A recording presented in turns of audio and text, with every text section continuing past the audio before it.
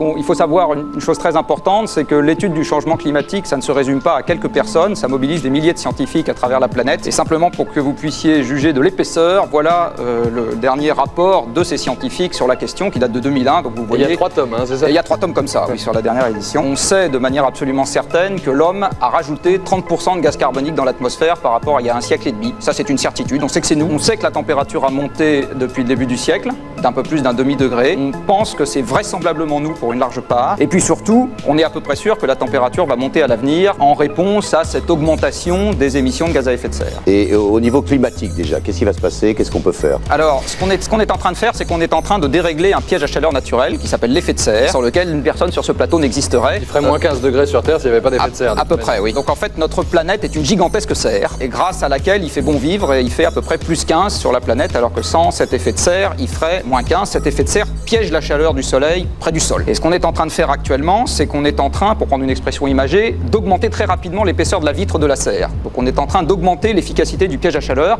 très vite. Et cette augmentation pourrait engendrer une élévation de température de quelques degrés de la moyenne planétaire en un siècle. À cause de nous, le gaz carbonique ne s'évacue pas. Ce qui joue le rôle de la vitre dans l'atmosphère, c'est le gaz carbonique, plus d'autres gaz, mais c'est surtout le gaz carbonique. Et ce gaz carbonique, on est en train d'en mettre dans l'atmosphère plus vite que l'atmosphère n'est capable de l'évacuer. On a un problème de baignoire qui déborde, d'une certaine manière.